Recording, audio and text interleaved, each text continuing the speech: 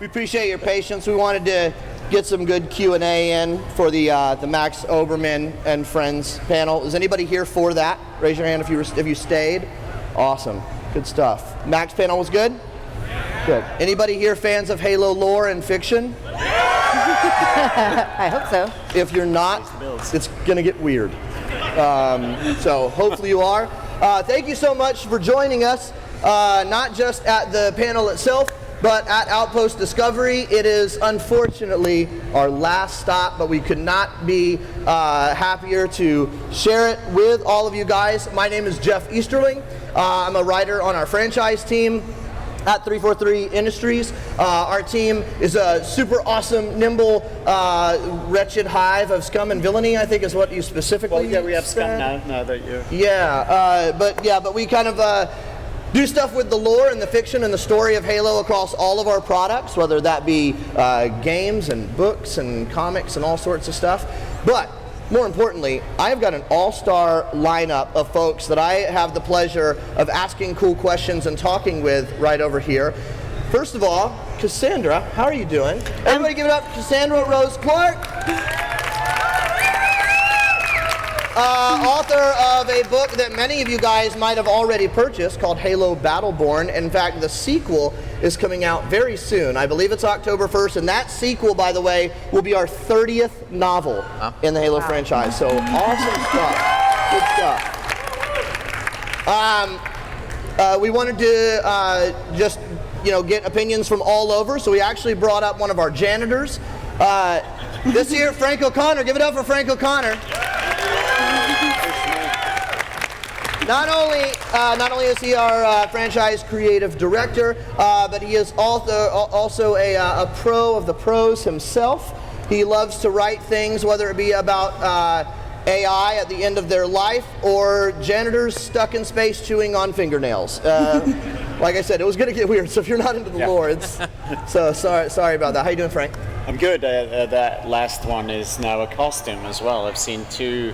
I know. I legit Beamish saw costumes, two Beamish cosplays up here, which they didn't is commit fantastic. to the hair, but otherwise they were impeccable. I don't know if that takes more or less effort, but Yeah. it's yes. And we have Anne Toole. Everyone say hi, Anne. That was the clappiest hello ever. It's good. Anne authored Halo Lone Wolf. Lone Wolf actually has a cool distinction because there are some neat, interesting connective tissues to this very event that you are at right now. If you haven't picked it up, you should go and do it, and you will see what I mean. You doing all right? Excited to be here? Yeah. Yes. Excellent. And then we have a man who needs no introduction, but I'm going to do it anyway because it's in the script, and that is Joseph Staten. Everyone give it up for Joseph Staten. In many ways, the godfather of Halo lore and its foundations. Joe, how you doing? I'm doing great. How are you guys doing? Everybody fine out there? Yeah. Joseph also author one of my favorite novels, Halo Contact Harvest. Any Contact Harvest fans? Oh, yeah. Also, I like stories that deal with just aliens. Anybody read Shadow of Intent? Some Half-Jaw fans out there. So good stuff there. And over on the end, I see you all the way down there. That right there, this is a guy who a lot of things wouldn't get done if he wasn't doing his job. This is Ed Schlesinger, one of our editor extraordinaires for Halo content, Gallery Books, Simon & Schuster. Everyone give it up for Ed.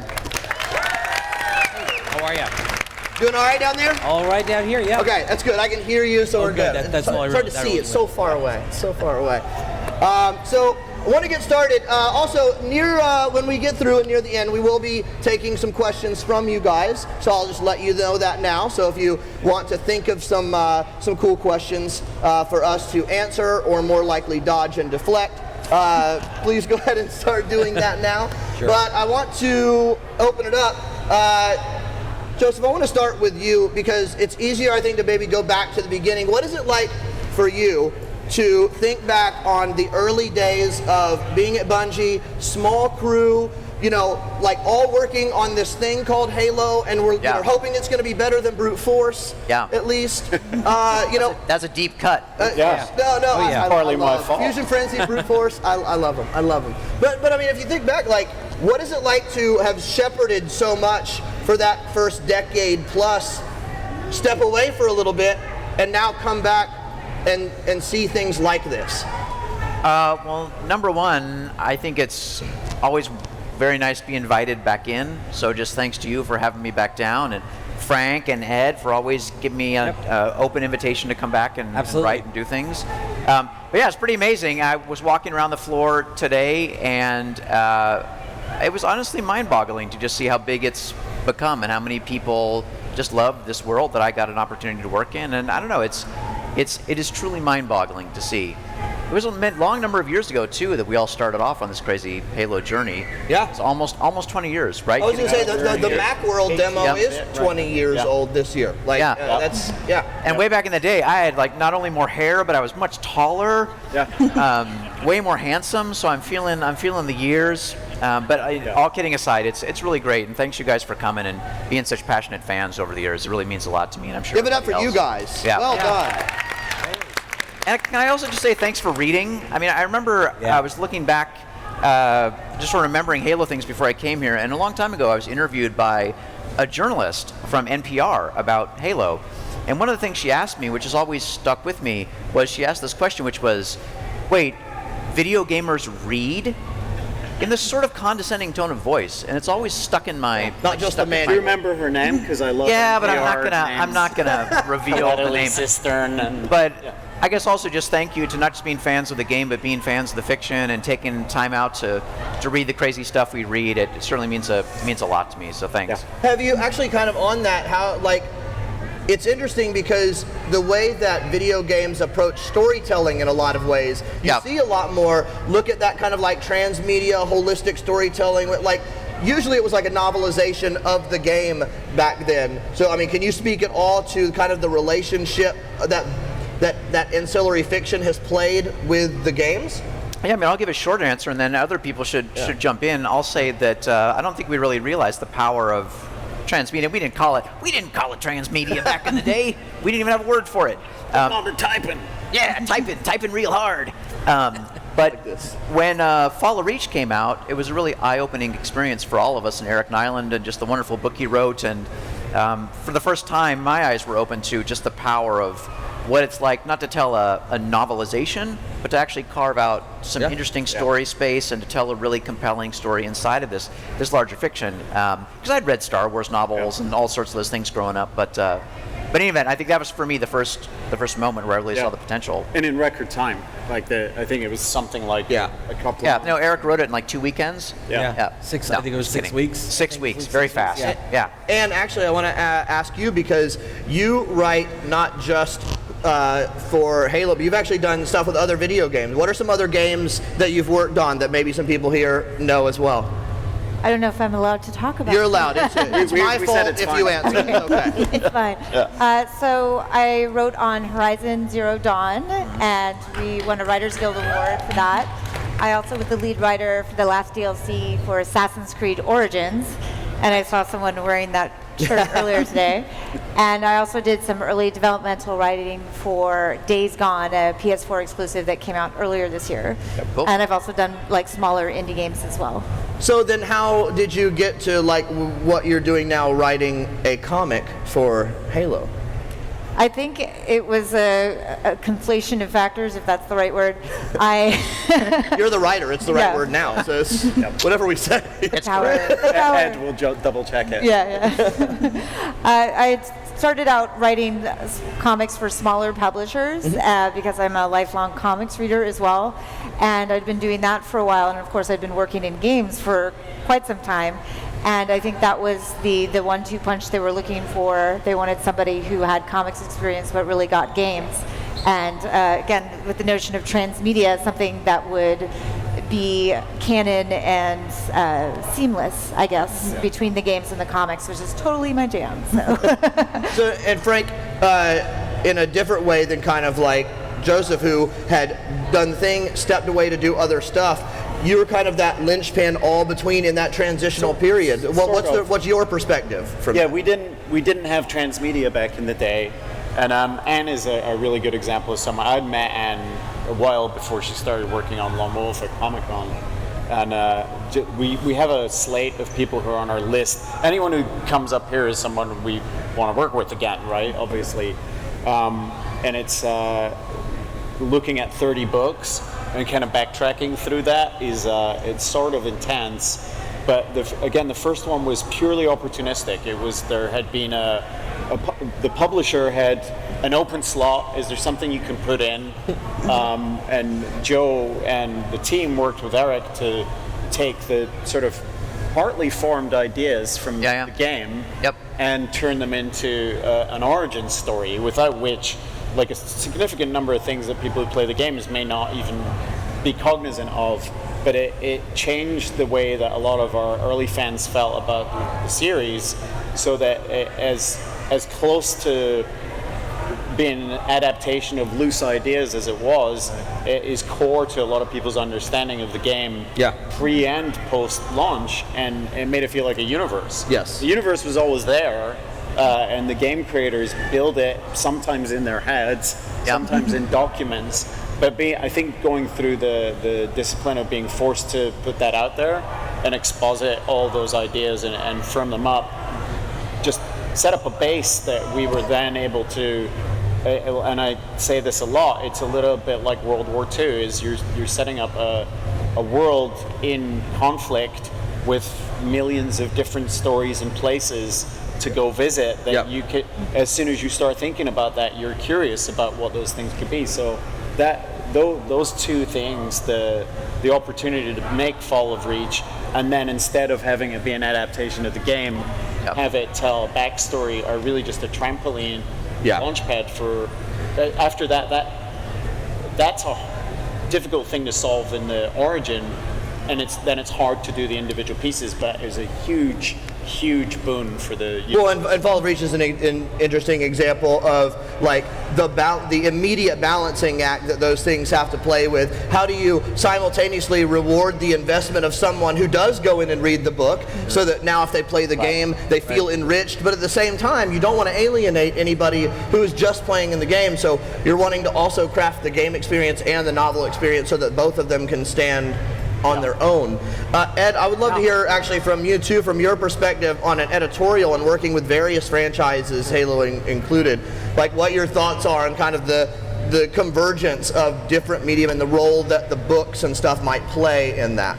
Well, with the role of the books for Halo itself is incredibly important because they're all considered canonical expansions of the game. So anything that happens in the book is fair game going back to the games and whatnot, because what we see in the Fall of Reach is the introduction not only of John 117, the Master Chief, and Blue Team, but look what happens in Halo 5 Guardians, where now Blue Team has actually been incorporated into the games, which I thought was just a tremendous moment, not only for the franchise, but also for the novel program itself. So when you have that kind of importance that's put on the storytelling, and it comes from the author, it comes from everyone working on 343, everyone really takes it down to the most granular level and making sure that every fact is checked and everything just is going right, because once the book is published, there's really no turning back, and now it becomes part of the overall lore, but canonical as well. So you're not going to write it off in like a couple of years, like, or retcon it or something to that effect, a la perhaps some they'll let us know. Parking distance. Exactly. Exactly. Well, one of my favorite things about like the novels or any really kind of ancillary fiction is it gives one more entry point into the universe. Sure. So it might be for someone who maybe they don't play games, but they're big sci-fi fans and they want to get into it. So it allows you to reach more people with your universe and with your fiction. Absolutely. Cassandra, your book actually is doing that, but from like a genre standpoint. And you know, when you talk about expanding audiences, you know, we look at the idea of, like, you know, we were joking about it earlier, like young adult fiction. Like, it's it doesn't just mean that everybody's like a kid. Right. Like, I mean, because Fall of Reach, I guess, was young adult fiction. Otherwise, it's a bunch of teenagers running around with weapons, fighting aliens. And we're all young adults on these couches. But like, can you talk a little bit about like what does that mean from like a genre standpoint, but also bringing Halo not just to that genre specifically, but what's it like to take it and try to specifically open it up to a new audience? So, I mean, YA is interesting because it's very much like it's telling the story from the perspective of a teenager, with the idea that teenagers are going to be reading it. So it's a little different from an adult novel that's sort of like, this is an adult's view of what it's like to be a teenager. So even though there may be younger characters, it's a little different in how it's written.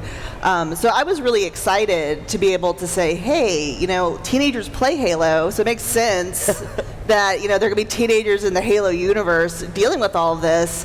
And so I had a lot of fun kind of playing around with what would it be like to be growing up in this universe with this war going on and this sort of existential threat, but then you're just going to school and you're going to concerts and you're just doing normal teenager things. What does that look like? And then what does it look like when suddenly the war is like right in your backyard? How are you going to deal with that? So it was really fun for me just to kind of explore like civilian life, because I feel like that's something that doesn't get explored a whole lot in any of the Halo media, certainly not the games, but even in the books and stuff. So that was kind of my approach for it. And I know when they asked me to write the books, they said specifically, hey, we're trying to get something that will appeal to non-players, like people who haven't played the games, but who might be interested in the story. So to me, I was kind of like, wow, I'm really honored that you asked me to do that.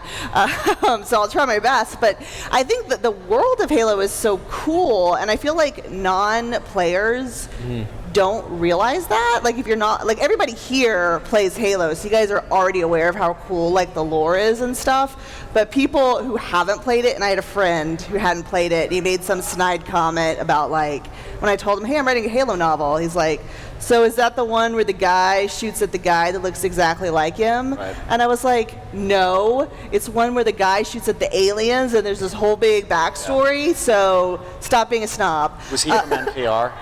No, he was not. The red guy shoots at the blue guy. Yeah, that was basically Totally his attitude. And I was just like, no. So it was really fun to think, hey, I can show like my friend and I can show people think like him. Actually, there is incredibly elaborate backstory to this game that you're just seeing the shooting, but there's so much more going on. You bring up a great point, actually, like in that kind of style book has a little bit of a meta purpose there, because not only are you introducing it to maybe a newer or younger or different audience, but it's also telling the Halo story from a different perspective. I remember seeing some of the first manuscripts in and seeing the first few chapters and like, oh, the Covenant's really freaking terrifying, like when you're in high school. Like, I don't know, how many of you guys have gotten a chance to go and look at the exhibit that shows all the Covenant species like in their actual heights?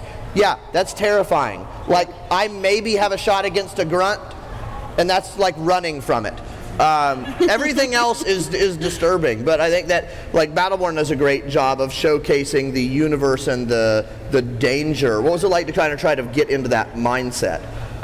It was fun. I mean, I played Halo in college, and so I kind of knew, I knew the basics, and I knew what it was like to be coming up against these creatures, as Master Chief. Yeah. Right. So I'm like, oh yeah. And so I know it was a little challenging for me because I did overpower my characters a little bit, and I had, 343 was coming back and being like, this is a teenage girl. She can't go up against an elite by herself. Like, what are you doing? So I did have to kind of pull it back because I was used to playing the games. But it also was fun just to write, to really think of, like, read the descriptions. I'm like, okay, this is a giant, like, dinosaur bird creature. What would that be like to have that running at you? It would be horrifying, right? So it was fun to like write the descriptions and to think about the action, that kind of stuff. I'm scared of most birds running at me anyway, so chickens it has are a terrifying. gun. That's really terrifying. And what about like writing for comics? Because comics, in some ways, is a lot like video games because you have pictures and words together, working as one. But it's very different, as a medium itself. So what is it like to try to be the writer portion of that and then marry it with whatever the visuals are that are going on? Well, I would say that in games, it doesn't necessarily have to have words at all. You can tell a story without relying on that at all. Yeah. And I always say that's a sign of a good game if you can tell what the story is without anyone sitting there and talking to you. But in comics, obviously, you can. There are all comics that have like no dialogue, which is kind of amazing. But I think the biggest difference with comics is it's just you and the artist, basically. Obviously, the editor and everybody else gives feedback, but it's much more just two people collaborating on this one story, while with a game it's you and half the universe. Like there's there's designers, there's programmers, there's artists, everybody weighs in. So it's you can tell a more, I don't want to say a more personal story, but you can tell a story that has fewer people wearing hats and weighing in on it. So and when I started working on the Halo comic, I was really surprised to get fans talking to me, because I'm like, I've worked on so many games, most of the time they don't care that I exist. So I was like, why are they talking to me? I don't understand. Good job, Halo fans. There you go. Good job.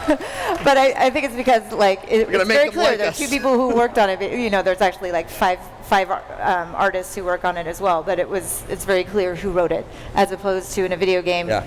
You have to sit through the credits to figure out who wrote it. And now, you didn't necessarily have a bunch of Halo experience going into this. So can you talk a little bit about the relationship between yourself from the creative standpoint and the role that 343 and editors and stuff like that play on that?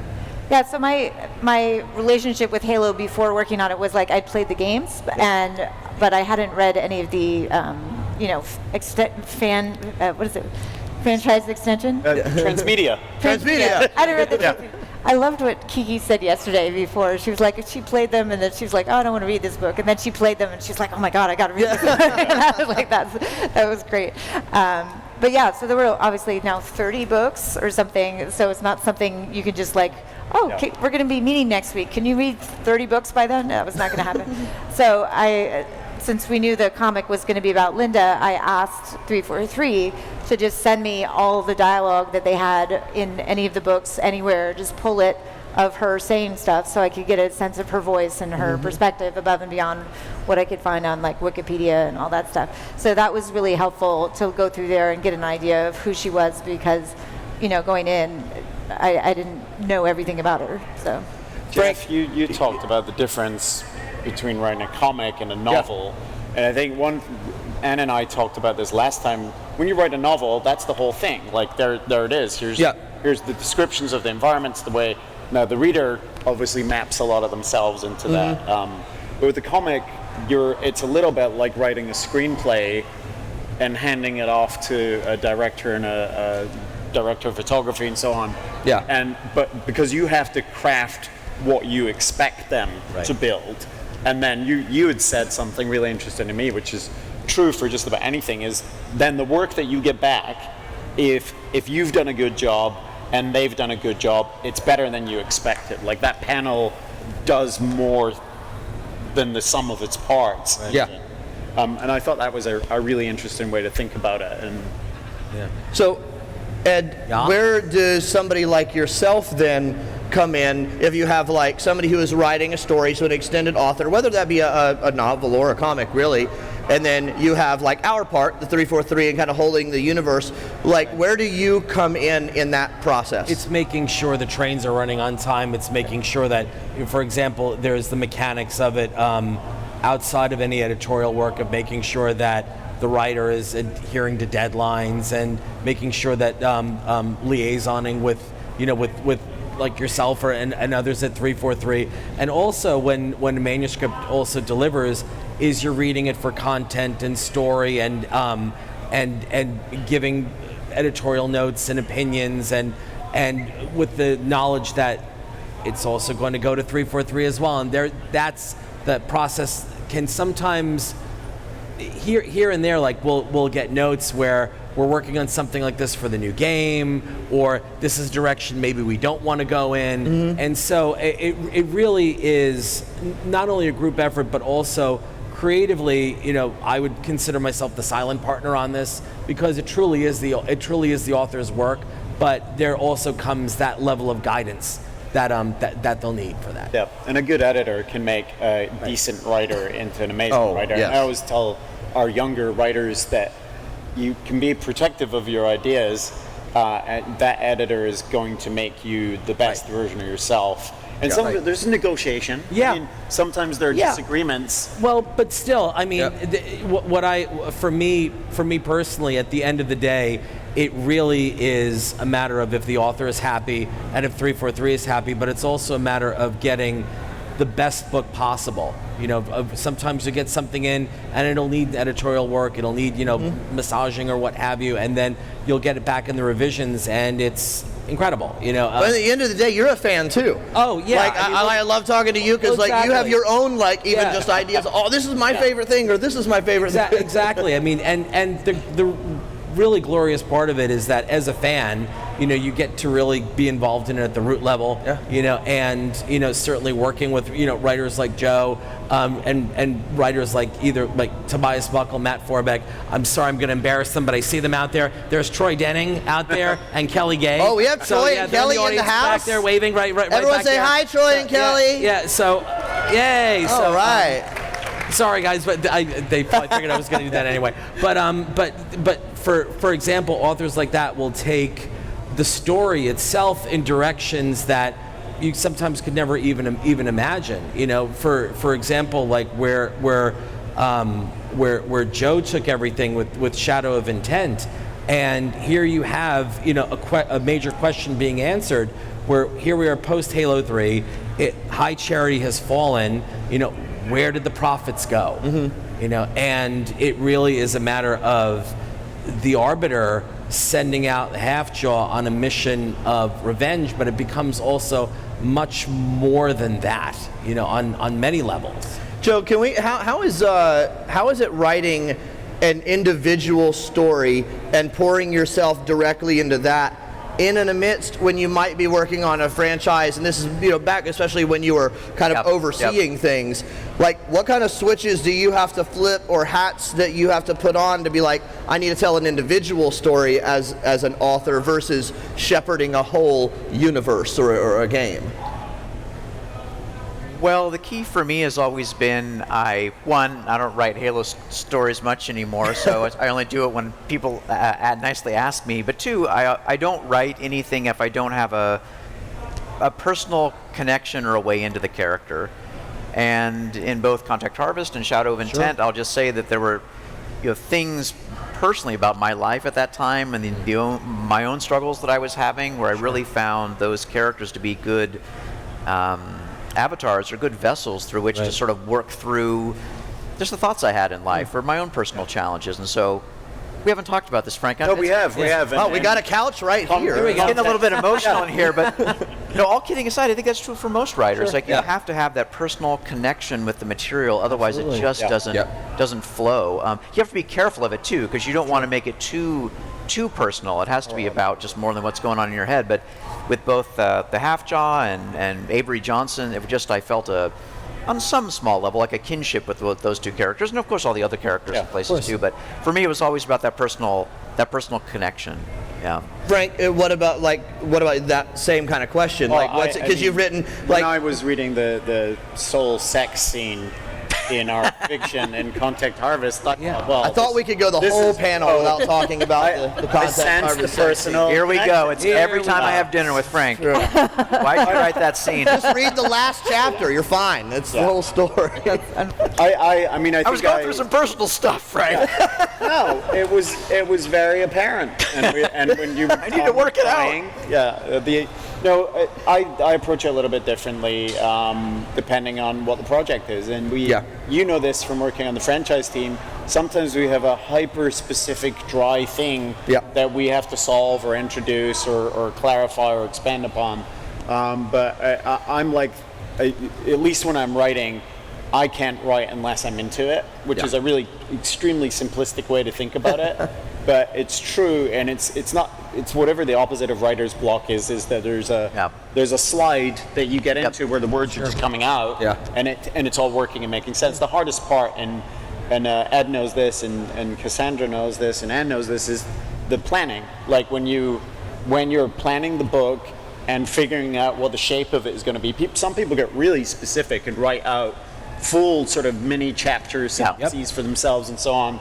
and some people just let it flow. So ours is one task at a time, and we start with what is the problem that we're trying to solve, or what is the opportunity we're trying to take advantage of, and then I don't get emotional until I'm doing scenes. Yeah. But you're a jerk when you tear up when you're reading your own stuff. Or, Well, Or you Frank laugh at actually your own usually jokes. acts Right. out all the parts in the office too, so it's Yeah. a interpretive dance type of thing. yeah. Right. But before we get to some questions from you guys, I do want to ask a question of everybody here. We're going to start here. What is your favorite part? What was your happy place in a or the story that you have written for Halo? And Ed, from any of them that you have worked on or had your hands in. So we'll start over here, Sandra. So mine is actually from Meridian Divide, which is coming out in October. So I can't say a whole lot about it because it's major spoiler, but I got to develop this Forerunner technology that was really cool and really fun to play around with. So I'm really excited for people to read that, and it was really fun for me to write. So that's probably my answer. Yeah. Anybody excited for Meridian Divide? It's gonna be good. Frank? I think it's a dumb story, but the Ballad of Hamish Beamish, finding out what Not a rhymes dumb with story, it's a piece of art. Yeah, finding out what rhymes with toenails and kazoo, and we'll see more of that later today. But that's fun. It took like an hour and a half. Just sat and typed it, and it was a good example of I'm in the mood to do this right now, and I can just do it. But I actually like writing little nuggets of lore that I know have a real place. And we've done tons of them, little things here and there. That's one of my personal favorite things as well. But then I like working with folks like this on plans, and we talk about what the story's going to be and why, and then I get the joy of seeing talented people create what starts as a really simple idea, and they just turn it into something more miraculous. Yeah. And best part of Lone Wolf. The part I liked probably was doing the sort of high concept action scenes, basically paragliding and shooting. A lot of times when you're writing games, you'd be like, oh, wouldn't it be cool if we did this? Then it'd be like, we can't do that. We don't have the money for that. We don't have the systems for that. So you'd just work around it. But it was basically sure, why not? We can draw it. Let's do it. So that was actually pretty great. Joe, favorite part aside from the sex scene at the end of Contact? Well, here's the thing, and this is actually my answer before you rub that salt on the wound again. That's actually not the final scene in Contact Harvest. Yeah, it's not. The final scene in Contact Harvest is this transmission between one of the AIs to the other, and I won't spoil it for people who haven't read the book, but I think in both that and in Shadow of Intent, the things I enjoyed most were the endings were not what I had planned. That I didn't actually plan for that final transmission when I was writing the outline, and I didn't plan for some of the things that happened in Shadow of Intent, which I won't talk about, but for me it was always the surprise of how I came to the ending. Yeah. And I'm a sort of a planful writer, and I try to outline things, but in everything that I've ever written, it never turns out, the ending never sticks in that same scene or with those same characters that I ever thought it would. So for me, those are the favorite parts, are those moments where stuff, it happens spontaneously, however the brain spits this stuff out. It's a mystery to me. I think It's almost an interesting element of the universe being actually alive, actually a thing where it takes you maybe in a way that even somebody on the creative side didn't anticipate it going. Yeah, and I think if you're doing your job well as a writer, you should be open to those kinds of surprises. If the story is really sticking, the characters do take on the life of their own. I think that's why it's I won't say drugs, because drugs are bad. Don't do drugs. But that's the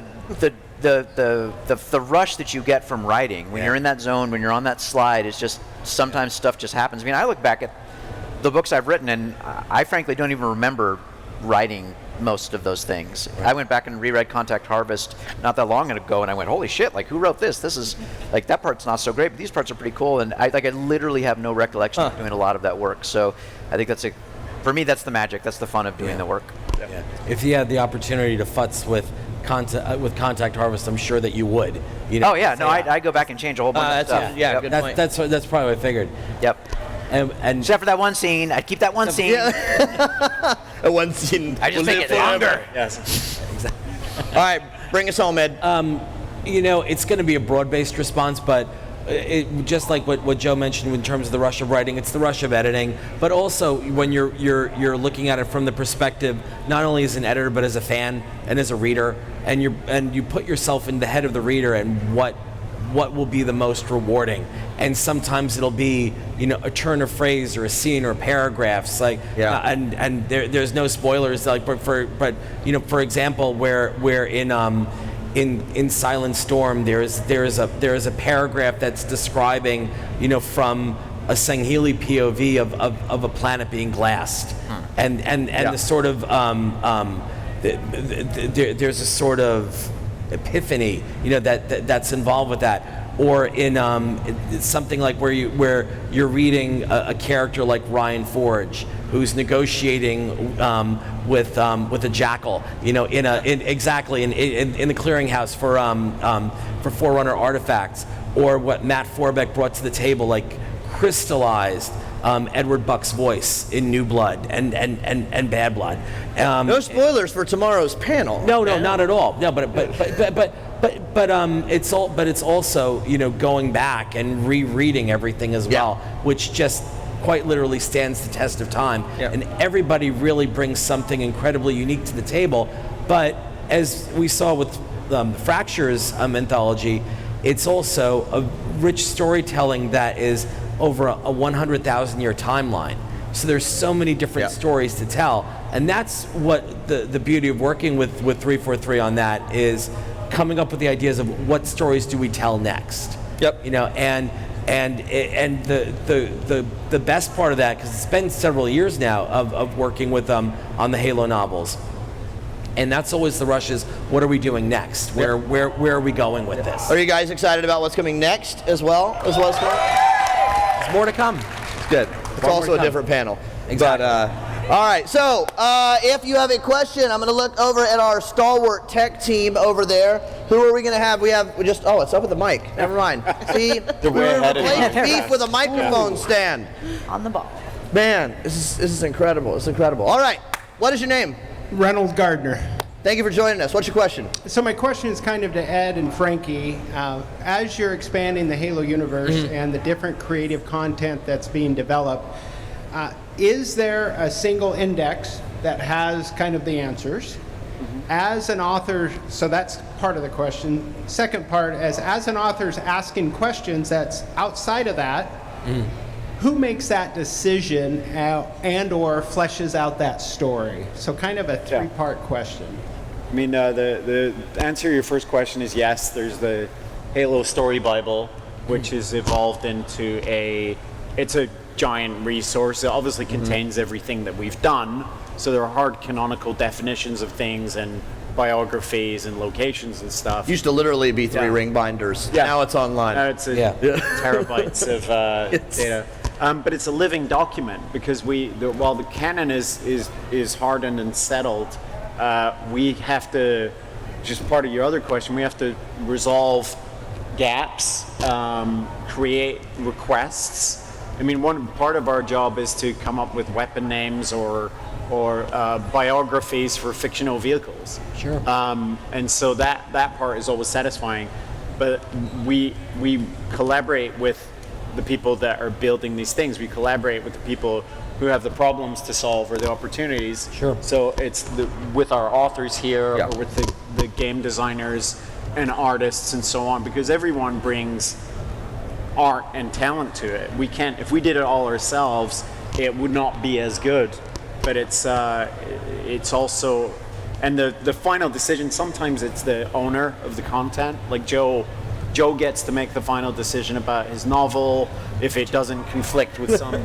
No, That's not what you said. It would have to be a pretty hard problem for us to not go with the author and the artist's intent. And it's the same for Anne and Cassandra and Ed. Often calls us out as he's editing the stuff, and not just fixing objective problems that date is wrong. It's like, this doesn't seem like the right characterization, and it's very good. Thank you. No, thank you. Thank you. Is your dad here? Yeah, is your dad here, Trevor? Here you go. as I answered before, no, it's just me, sadly. But okay, first I want to say, I've talked to Frankie before, so this is really for Joe. Thank you for helping to, create this universe and kind of inspire me and so many others. Your work has been so incredibly important. Hey, thanks for being a fan. I appreciate it. But my actual question is for kind of all of you. As somebody who's trying to get into writing, I find myself, whenever I go to write something, constantly going back and kind of iterating and tweaking things. And I'll read through something, I'll be like, oh, this is good, but then I'll keep tweaking and tweaking and tweaking. So my question is, how do you guys know when it's time to stop? Deadline. It's time to stop. We need the manuscript. Right, that kind of thing. Yeah, but yeah. Frank emails me. Deadline. Yeah. Or like, Where's my stuff? I mean, you can eternally, as we were just talking a few minutes ago, you can eternally futz with something. Yeah. It could do, but is that what you want to do? Are you going to lose the essence of the story by constantly doing that?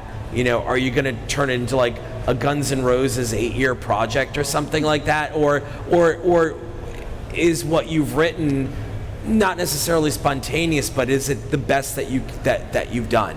And also I think what probably helps too are just having beta readers, as well, sounding boards, Editors. Editors, exactly. but also even prior to manuscripts being delivered, the authors that we work with do have beta readers, and sounding boards, whether personally, but it's certainly a matter of also a level of self-restraint as well. Because you don't want to just keep endlessly writing and not having something finished. Yes. But as we mentioned, deadline, yes. Yep. Which An editor is actually, that's another value of an editor, is they can provide gates and goals and art stops and also judgment. Because they'll say, stop tweaking it. Yeah, it's fine. And they'll tell you when you're iterating it to death. I mean, when I'm line editing something, I will leave alone what needs to be left alone, and we'll fix and futz in terms of, well, this turn of phrase could sound better, or this dialogue could flow better, or your voice, this will bring out your voice a little better, something to that effect. Yeah. But generally speaking, though, deadlines are great in the sense that here's closing time now at the bar. We're done. And then it goes off to, for approvals, and other people get to review it. And you can, if you're writing for yourself and not a project with, there are lots of amateur writers, and there are more ways to get published now. If you want to apply that rigor, you give yourself those deadlines and gates and goals. Yeah. Thank you, Trevor. Right. Thanks, guys. Thanks, man. So I wanted to ask, so you guys have Halo Nightfall and you have Halo Forward onto Dawn. I wanted to ask, is 343 interested in possibly pursuing other mediums for its literary works, such as adapting the Forerunner trilogy, for example, into a televised series or a movie? The Forerunner trilogy would be extremely expensive. I started to sweat just you saying that. We're working right now on a TV show with Showtime, and that's another writing challenge that's been really exciting, and we're making rapid progress there. And so you'll see big screen, AAA quality Halo stuff. We've seen a lot of the stuff. Can't say. And I think it's important too. Like when you mention things, there are certain stories that also just work better for certain mediums. Yeah. Too. Like certain stories are like, let's not do a comic version of this, or maybe a novel adaptation of this. So it's also trying to make the decision of what kind of stories do we tell in a certain. We did a radio play effectively with Halo 5 that was obviously inspired and influenced by a bunch of stuff that was out at the time, but initially the ask was, let's do an ARG, and we said no, let's just give them the story. Like they don't have to fight for it; they have to wait for it because it's a serial. No pun intended. But that was a really fun experience and a great way to have a different media and tell a real Halo story in there. And I have a second question. gotta be quick. What would you say would be a good book to introduce somebody into the series that is, rather ignorant, as you mentioned, of the Fall of Reach Halo is series? always a good place to start. Yep. Contact Harvest, the not last scene is a really good place. Yeah. I always say Fall of Reach, but then you can either choose to read them in the chronology they were Yeah, released, sure.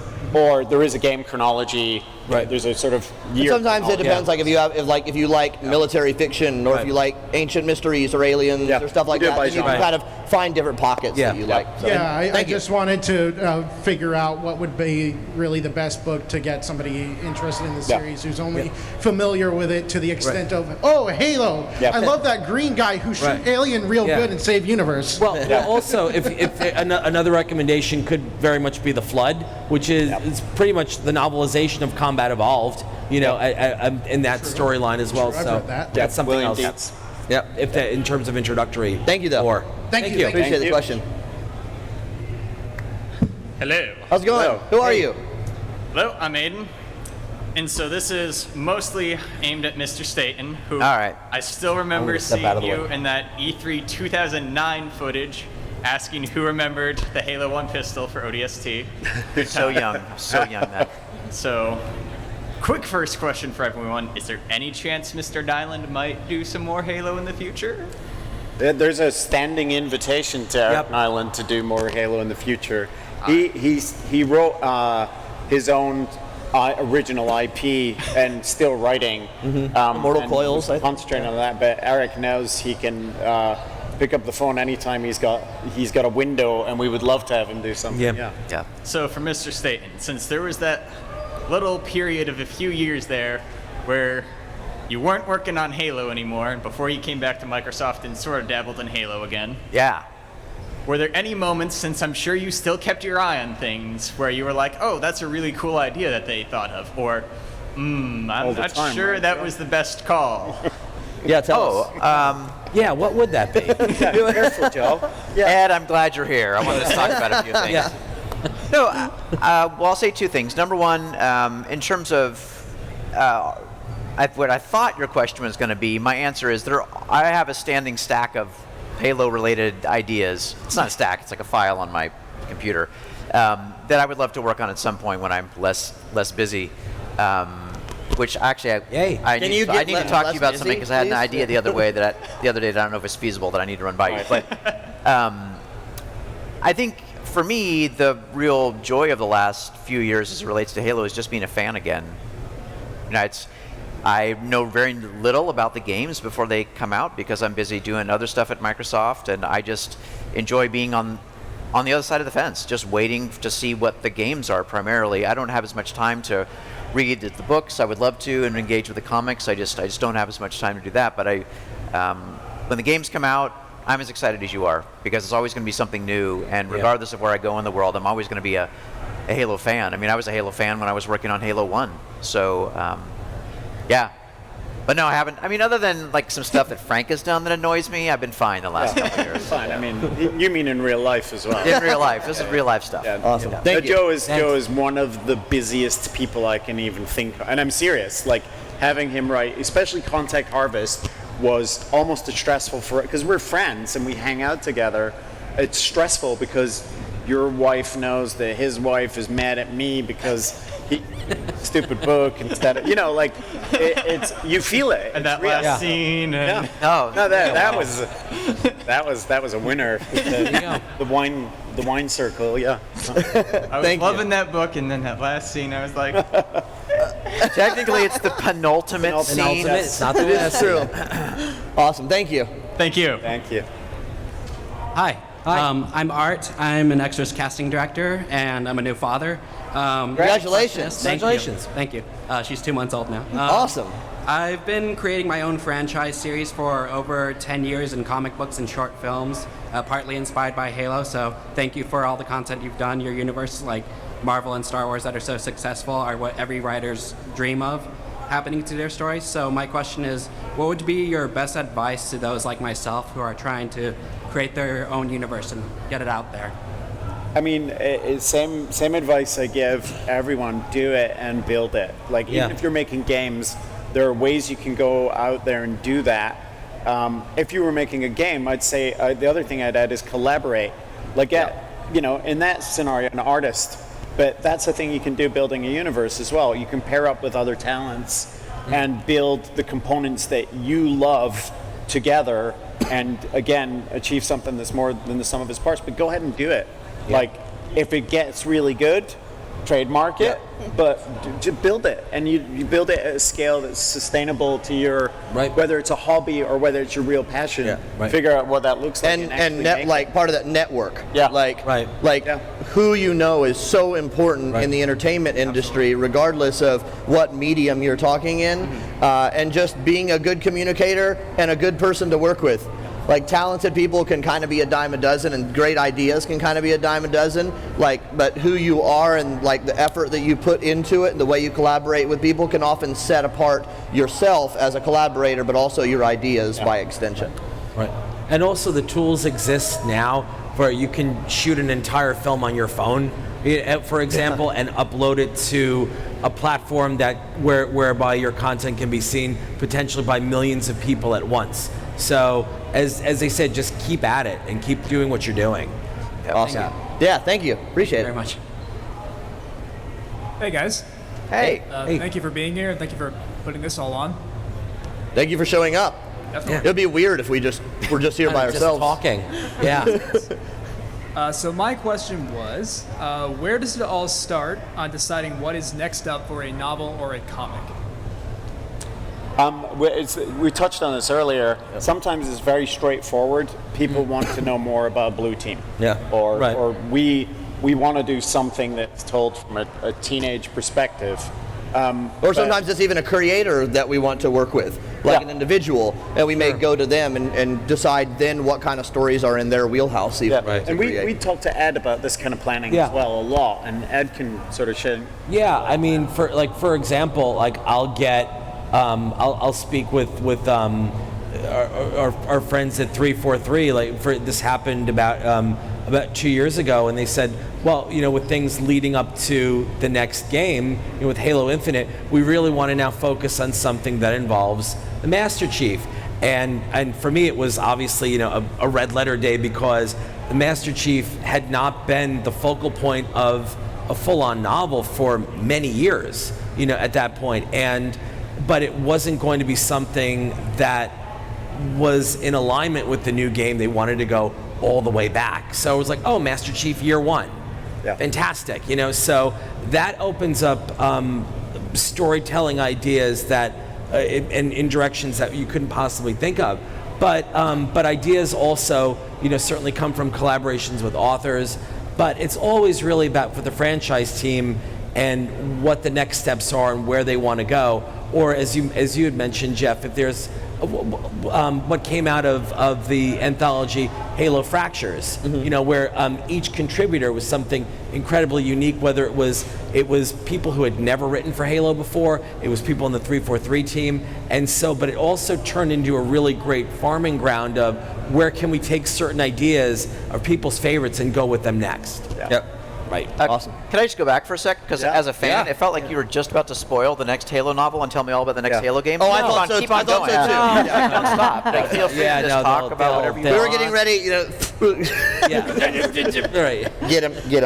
Thank you. He's doing it again. Thank you for the question, Thank though. you. Good question. Yeah. Hello everyone, my name is Christian. Good to meet you guys. As a fan and as a veteran, thank you for your stories very much. Reach meant a lot to me. A lot of friends who can't be here right now. Thank you. Thank you very much. So my question is, as transmedia becomes more common, what unique skill or facet should a new writer be kind of tapping into to take advantage of transmedia? I mean, I think there's dozens. I would say that having the ability to make video and broadcast video, and even broadcast, I mean, anything, self-publish, broadcasting audio, those tools are really powerful. You can make the thing and get it to an audience without spending a penny. It's more about the investment in time. Yeah, that's what we were just talking about. And then again, collaborating. too, because you like when you work with people that have different specializations, right? Like you glean from them. Again, you let talented people be talented, and people that are really good at a thing, like do that, and it makes the entire the whole work better. And that's super important with transmedia, because then you're trying to tell stories across a lot of different and that happens facets. with the novels too, with the authors where in collaboration, where they come up with ideas, or there's an editorial note that'll come through and it'll take the story in a direction that you didn't expect. So and that collaboration is incredibly important, because that's where that all comes from. Anne and Cassandra, Anne had mentioned she's meeting people out there here. What advice do you guys give people when they ask you about writing as a career? What do you? Yeah, you were literally just talking a story about being at PAX and working with somebody and talking about let's do a thing, let's do the thing, and then the thing happens. Yeah, I just definitely really know the medium you're writing for. A lot of people who are gamers are like, oh, I have this great story idea for a game, and I was like, yeah, but it's really about the player, not about your story. Yeah. And I've read comics my whole life. It is still a challenging medium to write for. Just because you read it or play it or experience it doesn't mean you understand the rules and the restrictions of each medium. So I definitely have games as my anchor medium. That's what everyone's like, she's a game writer. So I don't necessarily have to prove that I can write games, but all the other media, I do have to prove that I understand it, and have to be able to communicate it to other people that I can write in it. Right, and that's really important too, because that of what you guys do for as authors, what you bring to the table, your knowledge, for example, the franchise, and that's the base of everything that happens with the books. Is it a similar approach for you? Yeah, I would say the biggest thing is collaboration, like Jeff was saying. As a writer, you get in love with you fall in love with your own work, and you want it to go your way. So I think even something like playing, this sounds silly, but playing like Dungeons and Dragons. I'm a DM, so yeah, exactly. So that's going to go off in another direction. A lot of times this, writing for Halo or writing this transmedia stuff, that's what it's like, because you might have a direction and they're like, no. So you have to be willing to let go. And I think that's probably a really important skill that not a lot of writers have. Yeah. Awesome. I have a lot of messages on here that say no more questions and stuff about but if you do see us out on the floor, please don't be a stranger. Come up and say hi. We really appreciate you being here and love interacting with you. So if you do have a question and you didn't get to it here, please feel free to ask. Before we go, thank you guys for being here, and I want to give one more round of applause for the panelists. Oh, thank you.